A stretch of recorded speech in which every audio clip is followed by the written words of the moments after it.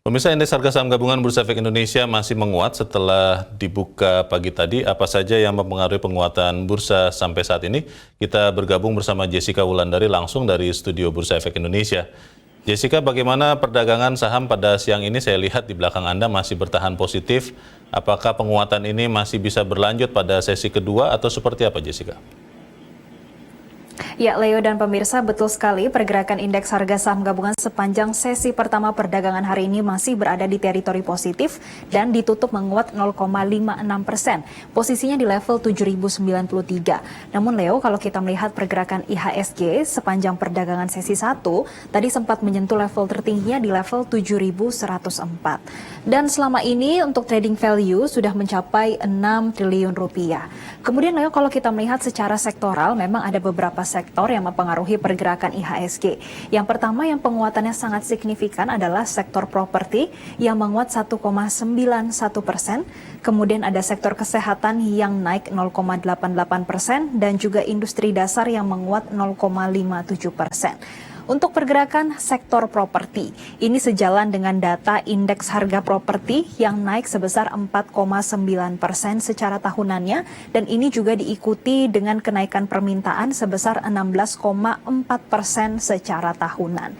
Kemudian Leo, kalau kita melihat pergerakan indeks harga saham gabungan, sebetulnya masih sejalan dengan pergerakan bursa regional yang pada siang hari ini didominasi penguatan. Yang pertama kita pantau bersama ada Nikkei, menguat 1,11%, Hang Seng juga ikut menguat 0,52%, namun pada siang hari ini Straits Times Singapura berbalik melemah, posisinya melemah 0,11%. Untuk pergerakan bursa regional, ini dipengaruhi dua sentimen. Yang pertama, kita baru saja mendapatkan kabar kalau Prime Minister atau Perdana Menteri dari Malaysia ini akan dilantik nanti sore dan yang terpilih adalah Anwar Ibrahim.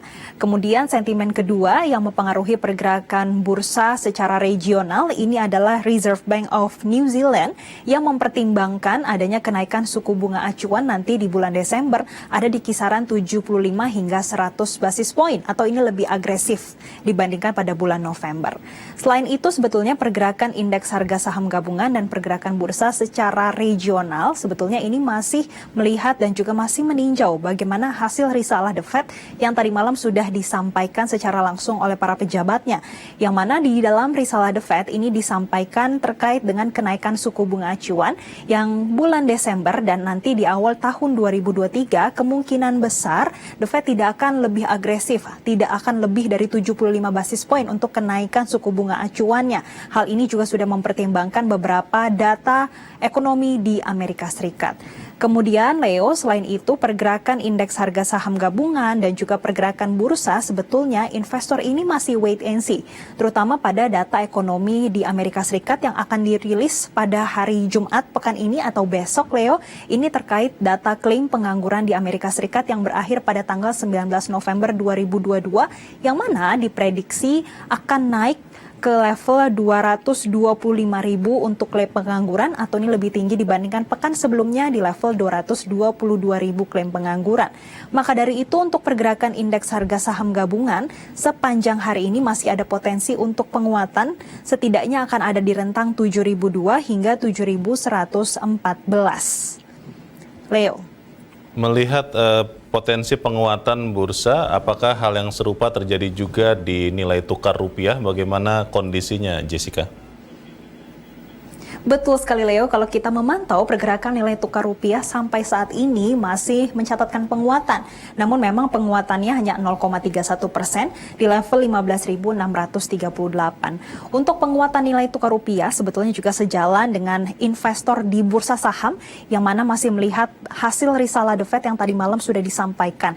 Yaitu kalau tidak akan ada atau kemungkinan besar ini pada bulan Desember kenaikan suku bunga acuan The Fed ini tidak akan agresif, yaitu di 75 basis poin ataupun mencapai 100 basis poin. Karena memang sebelumnya sudah disampaikan oleh pejabat The Fed juga kalau akan ada kenaikan suku bunga acuan dan analis juga sudah memprediksi kemungkinan di bulan Desember ini akan ada kenaikan sebesar 50 basis poin. Namun Leo, analis kembali menegaskan selama Bank Sentral Amerika Serikat ini masih menaikkan suku bunga acuan, dampaknya nanti kepada nilai tukar rupiah masih terus menekan nilai tukar rupiah. Maka dari itu pergerakan nilai tukar rupiah pun masih diprediksi terus berfluktuatif. Setidaknya untuk hari ini akan ada di rentang 15.670 hingga 15.740 per dolar Amerika Serikatnya. Kemudian sentimen tadi juga masih mempengaruhi pergerakan harga komoditas terutama COMEX Gold yang pada siang hari ini juga masih mencatatkan penguatan sejak tadi pagi.